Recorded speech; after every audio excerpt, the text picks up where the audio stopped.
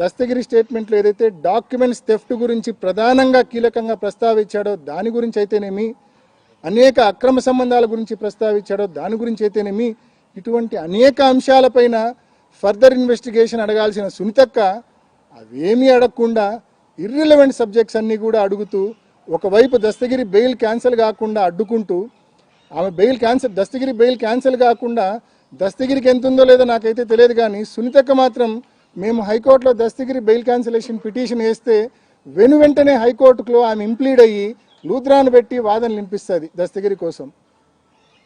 ఏమిది అసలు? ఎందుకు దస్తగిరి బెయిల్ క్యాన్సిల్ అయితే మీకు వచ్చే నష్టం ఏమిటో నాకైతే నిజంగా అర్థం కాలే. కామన్ మ్యాన్ కూడా ఆలోచించమని కోరుతా ఉన్నా. ఈ కేసు విషయంలో మేము గడిచిన 3-4 సంవత్సరాలుగా ఎంతోమంది మమ్మల్ని దూషించినారు, వాస్తవాలు తెలియకుండా ఎంతోమంది మమ్మల్ని దూషించినారు. వాళ్ళందరికీ కూడా నేను తెలియజేస్తా ఉన్నా, తప్పకుండా నేను భగవంతుని కూడా గడిచిన 4-5 సంవత్సరాలుగా అడుగుతా ఉన్నా, తప్పకుండా వాస్తవం అనేది ఒకరోజు బయటకు వస్తుంది. Justice and truth will definitely prevail. ఆ రోజు మీరందరూ మమ్మల్ని దూషించిన మీ అందరూ కూడా మరి తప్పకుండా ఆ రోజు ఆలోచిస్తారు, అరే అనవసరంగా ఇంతకాలం అపార్థం చేసుకొని తిట్టినామని చెప్పి మీరు కూడా అనుకునే రోజు తప్పకుండా వస్తుందనే విషయాన్ని కూడా తెలియజేస్తూ, తప్పకుండా ఈ కేసు ట్రయల్ జరగాల. అదేవిధంగా ఈ కేసు ట్రయల్ జరగడంతో పాటు ఈ కేసు ఇకపై ప్రొలాంగ్ కాకుండా, అంటే చంద్రబాబు నాయుడు గారికి లబ్ధి చేకూర్చడానికి ఈ కేసు ఫర్దర్ ప్రొలాంగ్ కాకుండా త్వరగా ఈ కేసు ట్రయల్ జరిగే దిశగా మరి చర్యలు తీసుకోవాల్సిందిగా న్యాయస్థానాలను, సిబిఐని, మరీ ముఖ్యంగా ఈ కేసు ప్రొలాంగ్ కావడానికి కీలక కారణమైన మా సునీతక్కను మనవి చేస్తూ ముగిస్తున్నా. ఏమైనా క్వశ్చన్స్ ఉంటే అడగచ్చన్నా.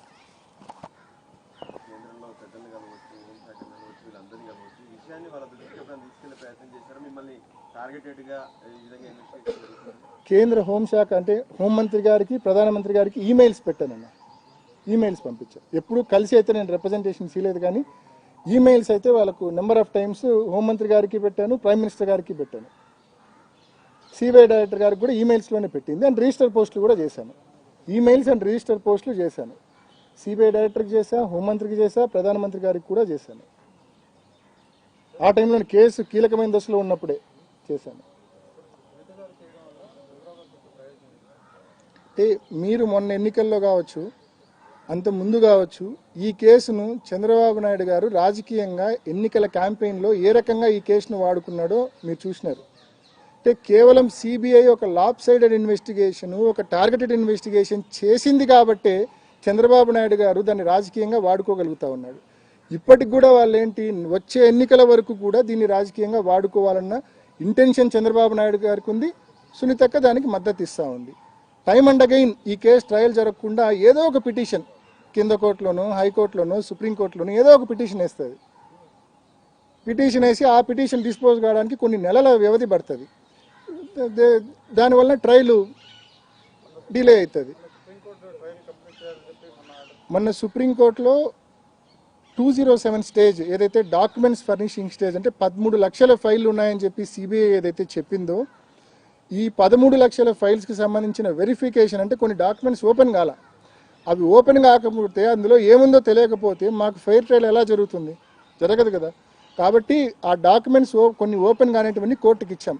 సో 207 స్టేజ్ను 4 వారాల లోపల కంప్లై చేయమని చెప్పింది.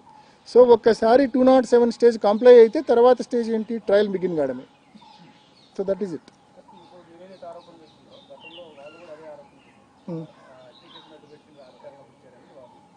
హత్య కేసును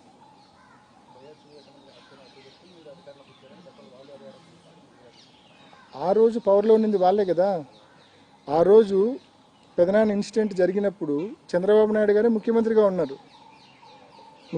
ఉన్నారు. ఆ రోజు 3 నెలల పాటు విచారణ సంస్థ సిట్ అయినా మరొకటైనా వాళ్ళ చేతిలోనే ఉన్నింది. నిజంగా అట్లా ఏదున్నా కూడా వాళ్ళు తేల్చిండాలి కదా. ఇంకోటి హార్ట్ అటాక్ థియరీ గురించి ఇందాక ఒక అంశం మీకు చెప్పా.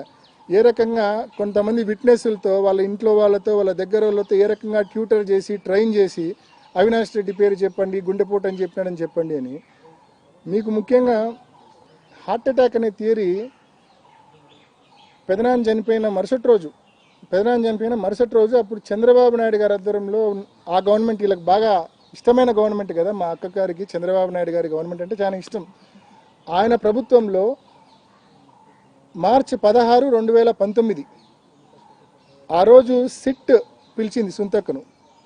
సిట్ పిలిచి ఒక స్టేట్మెంట్ రికార్డ్ చేసింది. సునీతక్క దగ్గర చేసింది, రాజశేఖర్ గారి దగ్గర చేసింది, సౌభాగ్యమ్మ గారి దగ్గర కూడా చేసింది అనుకుంటా. బట్ సునీతక్క రాజశేఖర్ గారి దగ్గర అయితే చేసింది. ఆ సిట్కి సంబంధించిన డాక్యుమెంట్స్ కూడా మీకు గ్రూప్లో షేర్ చేస్తా. ఆ రోజు చాలా స్పష్టంగా సునీతక్క అది గుండెపోటు అని చెప్పి తాను అనుకున్నానని చెప్పి, కృష్ణారెడ్డి ఫోన్ చేసిన తర్వాత బాత్రూంలో ఇట్లా చనిపోయినాడు, రక్తం ఉందని చెప్పిన తర్వాత ఆ లెటర్ కూడా డెత్ నోట్ వాట్సాప్ పెట్టిన తర్వాత అయినప్పటికీ కూడా నేను గుండెపోటనే అనుకున్నానని చెప్పి సునీతక్క చెప్తుంది. గుండెపోటనే అనుకున్నా, ఎందుకంటే మా నాన్నకు ఒక 1-2 ఇయర్స్ బ్యాకే స్టంట్ వేశారు. ఆ స్టంట్ వేసిన తర్వాత ఇంకా ఫర్దర్ బ్లాకేజెస్ ఉన్నాయి. ఆ కారణం చేత గుండెపోటు వచ్చి బాత్రూంలో పడిపోయి చనిపోయినాడేమో అని చెప్పి గుండెపోటు థియరీ సృష్టించిందే సునీతక్క. దానికి అది నేను కాదు, నేను విమర్శించడం లేదు. మార్చి 16, 2019 సునీతక్క సిట్టు ముందు ఇచ్చిన స్టేట్మెంట్ ఒకసారి చూస్తే మీకే అర్థమవుతుంది. గుండెపోటు థియరీ అనేది పుట్టించిందే సునీతక్క భర్త రాజశేఖర్ అండ్ సునీతక్క వాళ్ళ బ్రదర్ ఇన్లా, అంటే వివేకానంద రెడ్డి గారి బ్రదర్ ఇన్లా నర్రెడ్డి శివప్రకాష్ రెడ్డి, ఎవరైతే నాకు ఫోన్ చేసి క్రైమ్ సీన్కు పొమ్మని చెప్పారో ఆయన. ఇదే విషయాన్ని నేను చెప్పడమే కాదు, ఆదినారాయణ రెడ్డి ఉన్నాడు. ఆదినారాయణ రెడ్డి అని బాగా పేరు మోసిన ఒక బీజేపీ ఎమ్మెల్యే ఉన్నాడు. ఆ ఆదినారాయణ రెడ్డి అనే వ్యక్తి క్లియర్గా విచారణకు పిలిచినప్పుడు స్పష్టంగా సిట్టు ముందు చెప్తాడు. వివేకానంద రెడ్డి గారు గుండెపోటు వలన చనిపోయినాడనే వార్త మేము విజయవాడలో ఉన్నప్పుడు జరిగినది. ఆ రోజు నేను నాతో పాటు శేఖర్ రెడ్డి అని మా కజిన్ ఒక ఆయన కాంట్రాక్టరు, శివప్రకాష్ రెడ్డి వివేకానంద రెడ్డి గారి యొక్క సొంత బావమరిది ఫోన్లో దొరికినప్పుడు నేను చెప్పిన మాట సారీ చెప్పినా బాధాకరంగా. ఎందుకు నా ఇట్లా జరిగిందంటే ఆయన ఎక్కువ సిగరెట్లు తాగేవాడని స్టంట్ వేసినారని కాంపింగ్ వల్ల జరిగిందనే విషయం చెప్పిన తర్వాత వాళ్ళ కొడుకు కూడా నాతో మాట్లాడితే అదే విషయం చెప్పినాడు. క్లియర్గా చెప్తా ఉన్నాడు ఆదినారాయణ రెడ్డి. శివప్రకాష్ రెడ్డి కొడుకు వీళ్ళిద్దరూ ఫోన్లు చేసి ఆదినారాయణ రెడ్డికి ఆయనకు స్టంట్ వేసినారని, గుండెపోటు వచ్చిందని, రక్తపవాంతులై చనిపోయినాడని చెప్పి వాళ్ళు చెప్పి ఆ నిందను కన్వీనియంట్గా కొంతమంది విట్నెస్లను ట్యూటర్ చేసి ట్రైన్ చేసి సిబిఐ అనే సంస్థ తమ చేతిలో అప్పట్లో ఉండింది కదా అని చెప్పి ఇష్టం వచ్చినట్టు వాంగ్మూలాలు ఇప్పించి అనవసరంగా అన్యాయంగా మా మీద దోసే కార్యక్రమం చేసినారు.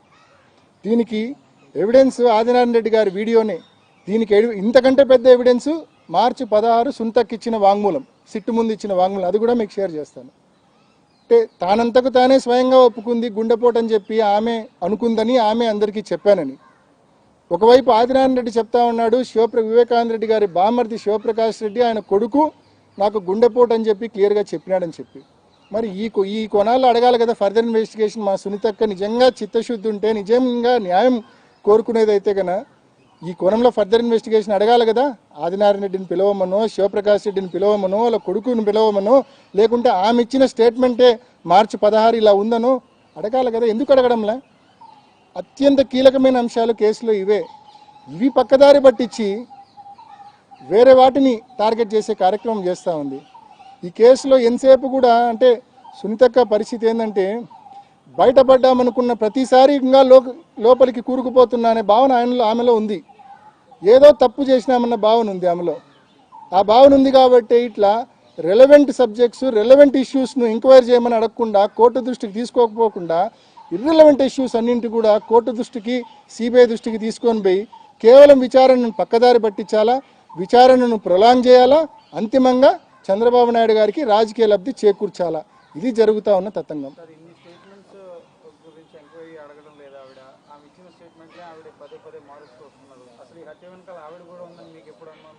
నేను ఇందాక చెప్పిన అంశాలు ఇదే కదా. ఇప్పుడు బేసికల్లీ ఆమె భర్త తీరు, ముఖ్యంగా లెటర్ దాచిపెట్టమని చెప్పడము, ఆ అటెండర్ను సెలవు మీద పంపమని చెప్పడము, ఇవన్నీ చూస్తే భర్త పైన కానీ లేకుంటే బ్రదర్ ఇన్ లా పైన కానీ అండ్ షమీం గారి స్టేట్మెంట్స్ చదివితే షమీం అంటే వివేకానంద రెడ్డి గారి భార్య సెకండ్ వైఫ్ షమీం గారికి వివేకానంద రెడ్డి గారికి మధ్య జరిగిన సంభాషణలు అన్నీ కూడా బయట పెట్టే ధైర్యం సునీతక్కకు నిజంగా ఉందా?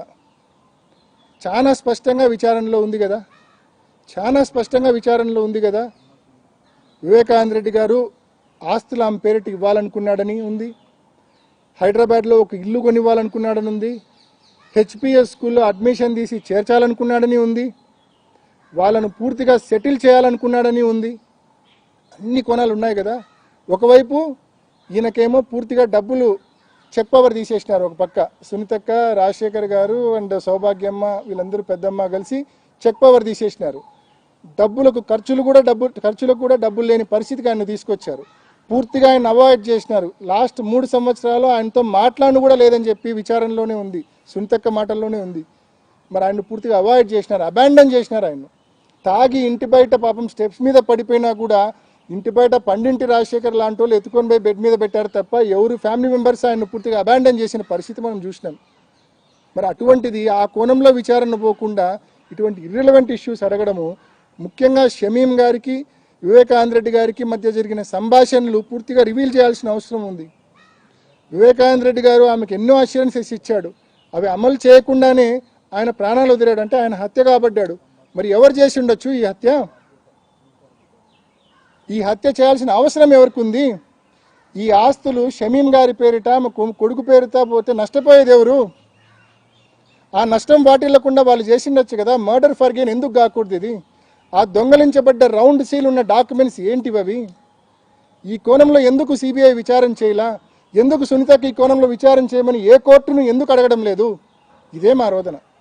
సునీత గారు హర్షల్ బీయింగ్ ఏ డాక్టర్ ఆ ఫోటోలన్నీ చూసారు కూడా తను ఎలా కన్ఫర్మ్ చేయగలిగారు అది హార్ట్ అటాక్ అని? So Harshal being a doctor number 1. Number 2, TDP వాళ్ళు ఇప్పుడు మీరు అన్నట్లుగా కొద్దిసేపటి క్రితం మీరు మాట్లాడుతూ ఈ ప్రాసెస్ మొత్తాన్ని వాడుకొని 24 ఎన్నికల్లో డిఫేమ్ చేసి గెలిచారని కూడా మీరు అన్నారు. చాలా సినిమాలు కూడా తీసినారు మీ మీద, యూట్యూబ్లో ఎక్కడ పడితే అక్కడ కూడా ఉన్నాయి. వాటన్నిటి మీద మీ యాక్షన్ ఎలా ఉండబోతుంది? బేసికల్గా మీరు చూసినారు గతంలో, అంటే వివేకం అని ఒక సినిమా చేసినారు వాళ్ళు. ఆ సినిమా డైరెక్టర్ ఎవడో తెలియదు, ప్రొడ్యూసర్ ఎవడో తెలియదు.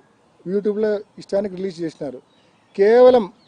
కేవలం కొంతమంది క్యారెక్టర్స్ను తీవ్రంగా అసాసినేట్ చేసి రాక్షసానందం పొందేందుకు మాత్రమే అటువంటి సినిమాలు వాళ్ళకు ఉపయోగపడ్డాయి. అండ్ రాజకీయంగా లబ్ధి చేకూర్చేందుకు మాత్రం ఆ సినిమా వాళ్ళకు ఉపయోగపడింది.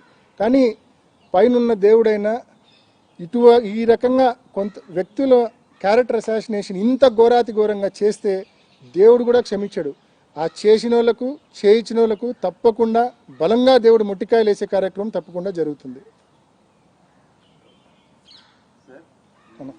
మామూలుగా లేఖ రాస్తేనే ఇలాంటి విచారణ చేస్తారు మీరంటారు, మళ్ళీ ఆ పైన ఆయన ఆశిస్తూ అంటారు.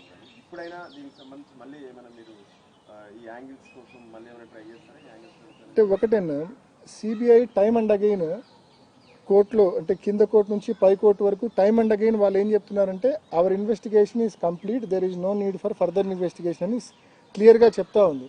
And point number 2, as an accused we have very limited rights. మేము దీంట్లో ముద్దాయిగా మా దౌర్భాగ్యం కొద్దీ దీంట్లో మమ్మల్ని ఇరికిచ్చినారు కాబట్టి మాకు దీంట్లో చాలా లిమిటెడ్, అక్యూజ్డ్కు చాలా లిమిటెడ్ స్కోపే ఉంటుంది. ఈ 2 కారణాల వల్ల మేము ఎంత అడిగినా కూడా మాది అరణ్య నిరోధనగానే మిగిలిపోతూ ఉంది. అండ్ రెండోది, ఇందాక మీరు అడిగిన ప్రశ్న కంటిన్యూయేషను, ఫొటోస్ చూడటమే కాదు, అంటే అక్కడున్న Inayatulla and PA Krishna Reddy photos పంపడమే కాదు, సునీతక్కకు లెటర్ ఫోటో పంపడమే కాదు, డెడ్ బాడీ ఫొటోస్ కూడా పంపారు. వెరీ క్లియర్గా మర్డర్ అని తెలుసు. అంత క్లియర్ అని తెలిసినప్పటికీ కూడా పోలీసులకు ఫోన్ చేసి ఎందుకు చెప్పలేదు? నేను పోయి చెప్పే వరకు పోలీసులకు ఎవరు చెప్పలేదు కదా. నేను పోయి చెప్పడమే నేను చేసిన తప్పేమో బహుశా. వాళ్ళ లైన్లో ఉండింటే, ఎవరికి చెప్పకుండా ఉండింటే వాళ్ళు నన్ను మంచి అనేవాళ్ళేమో బహుశా. సో పోలీసులకు చెప్పకపోవడం ఒక ప్రధానమైన తప్పు. లెటర్ ఉందని తెలిసి, గాయాలున్నాయని తెలిసి ఎందుకు వాళ్ళు దాన్ని గుండెపోటుగా వాళ్ళే ఎందుకు అనుకున్నారు? ఎందుకు బంధువులకు చెప్పారు? ఎందుకు ఆదినారాయణ రెడ్డి వంటి వాళ్ళకి చెప్పారని దానికి ఆన్సర్ వాళ్ళు చెప్పాలా. సిబిఐ కూడా ఆన్సర్ చెప్పాలా. వాళ్ళు విచారణ చేసింది కదా సిబిఐ కూడా ఆన్సర్ చెప్పాలా. రైట్ అన్నా. థ్యాంక్ యూ అన్నా.